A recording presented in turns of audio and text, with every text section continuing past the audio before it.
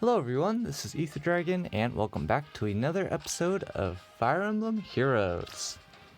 So, now that Legendary Seliph is in the game, of course we gotta tackle his Legendary Hero battle with the meme team. So here we go again with the shenanigans. Pretty standard stuff this time around, running Dragon Fang for the damage output of course.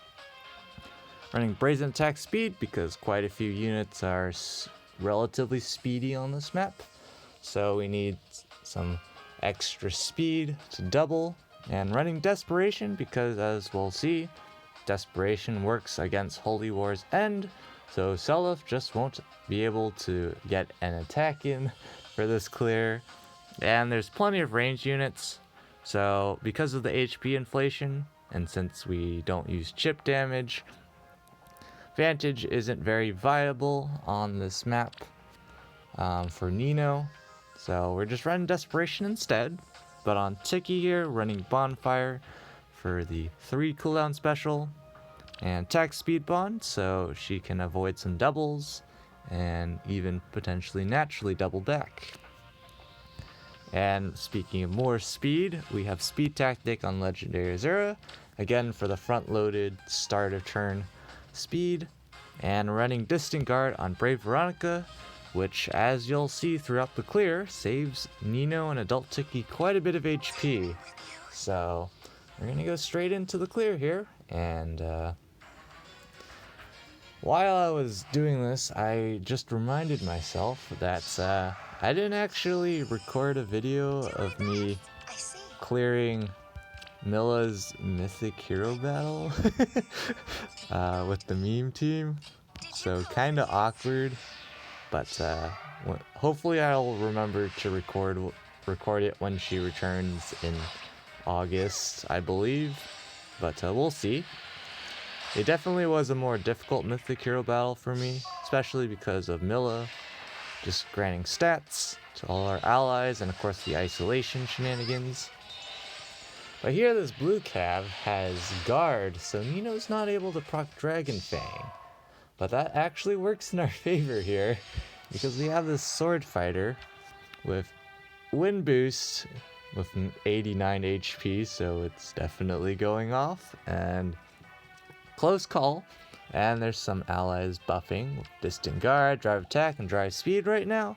So thanks to all our front-loaded speed, Nino here has 63 speed, which is more than enough to double and one round KO the sword fighter because we can proc Dragon Fang.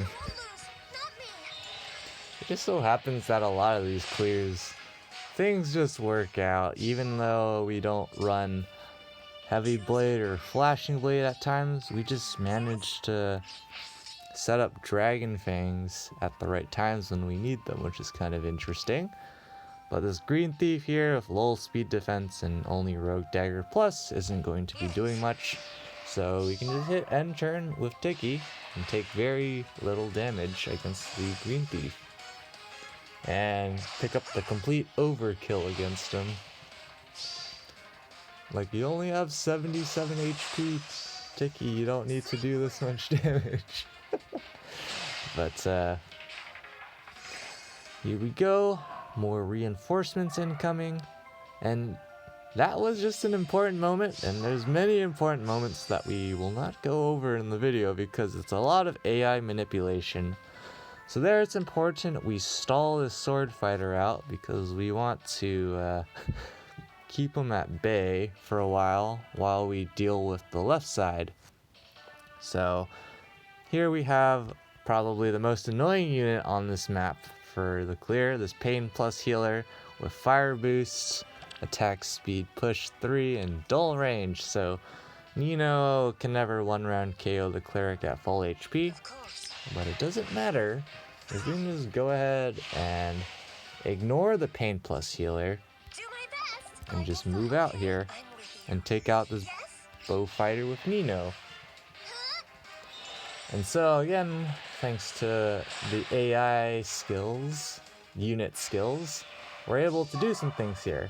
There's ground orders on that Fire Sleep Lance Flyer, which means the blue mage gets up front and not the Pain Plus healer. So now we can set up the kill for Tiki on this sword cab with Nino. And we also get 2 charges onto our Dragon Fang. Not that it's actually necessary here, but Tiki can pick up the kill here and have Bonfire at 1 cooldown, which is moderately important. And now we can just dance Nino and hit end turn here. So again, the rally just stalling out units, a lot of AI manipulation. And on the left side here, because there's so many ranged units on this map, you can actually create a mini choke point using the Forest and Tiki, because the Troubadour that's currently in front of Tiki can't do a lot of damage, and Tiki can't ever counterattack the Troubadour, so we can just stall him out that way.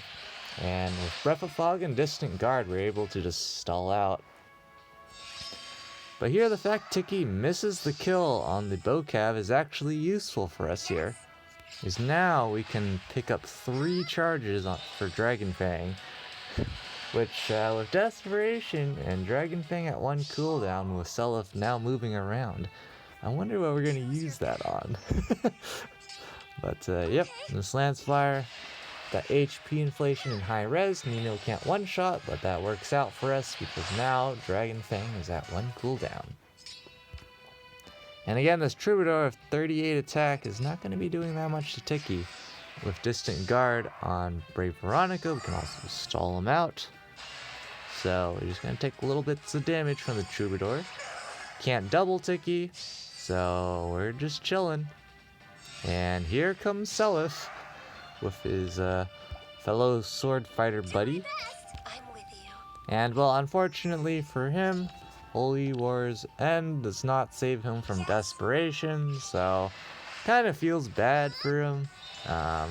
If it did work against Desperation, definitely would be quite a bit stronger, but because there's just a lot of loopholes into how Seliph works, but still a decent unit at the end of the day. Nothing to scoff at, but they're here. It turns out we can just face tank the sword fighter. There's many different variations of clears, but I decided to do this one because Nino gets to face tank the sword fighter.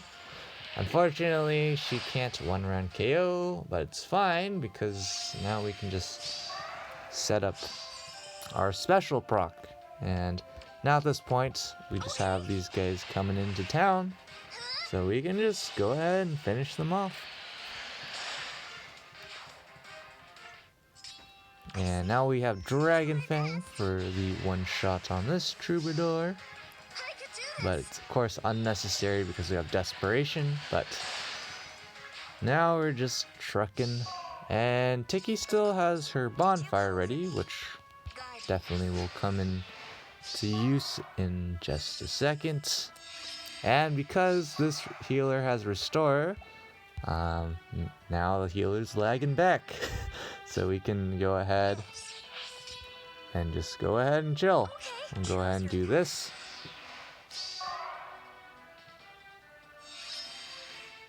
So now these guys are getting into formation.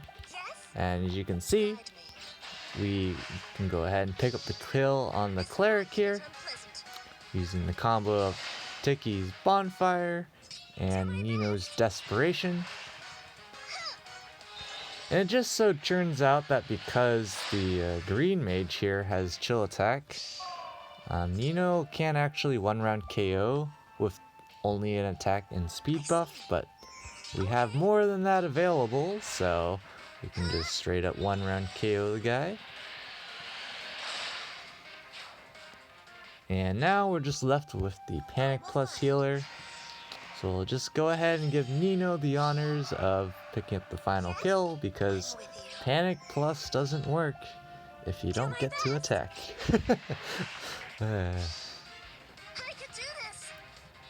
And there we go. Another legendary hero battle on Abyssal difficulty, come and gone. And so that's going to be it for this episode. Thanks for watching. As always, this is Ether Dragon, and hope to see you all next time. Bye.